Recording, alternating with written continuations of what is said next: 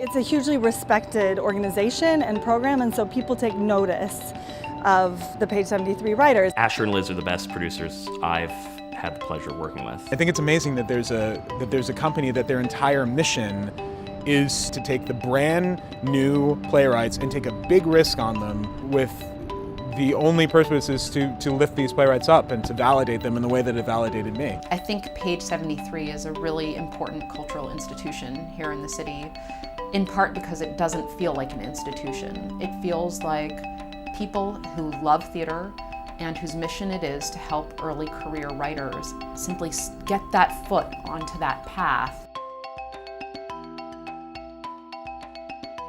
We started in '97. We had a number of friends from college and from grad school who were playwrights, and they didn't have the opportunities to see their work produced or developed.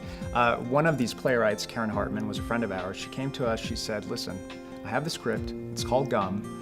It's getting a workshop downtown in a space called House of Candles. And she said to us, I don't have a producer, will you guys produce this workshop for me? There we were in this little room putting up this very intense, very private play. It was my first time exposing something like that in New York.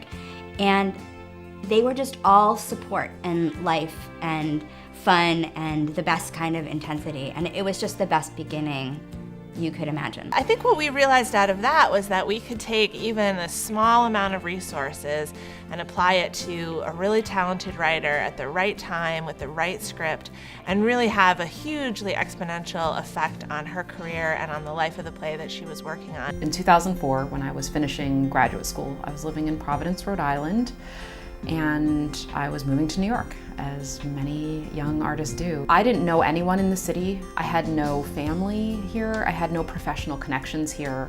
And in some ways, they were my first professional family in New York. Before I got involved with Page 73, I feel like I was at a crossroads in my life. I didn't quite know where I stood as a writer in the city. My first year in New York, I spent with Page 73, and I think my entire being as a playwright outside of a school setting is completely shaped and formed by the care and the love that Page 73 gave me. And Page 73 really gave me the confidence and just the resources to finally be Janine Neighbors, the playwright. Once Page 73 produced one of my plays, I wasn't an unproduced playwright anymore. And that's a really big thing. There was almost a sort of like unspoken thing that happened where it was suddenly okay to put my plays in full production. Larger institutions come to Page 73 productions, workshops, readings to see the work of artists that they may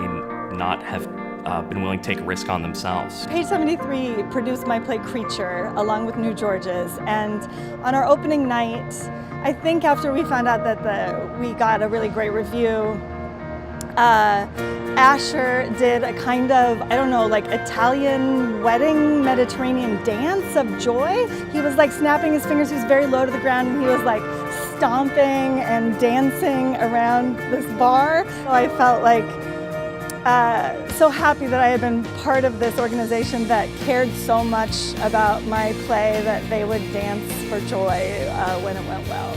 About a year ago, I was at Wesleyan teaching a playwriting workshop, and we took a break about 2 hours into the 3-hour class, and I looked on my email and found out that I had won the Pulitzer Prize for drama for my play Water by the Spoonful, which was the second play in the Eliot trilogy. I do feel that it started with them, and that they are part of the reason why I was able to walk down the career path that I continue walking down. They put the writer at the center. That's how they've grown as an organization, is they grow around their writers. And yet, year after year, they keep choosing new writers, right? They don't say, we're gonna do your first play and we want the rights to your second play and your third play.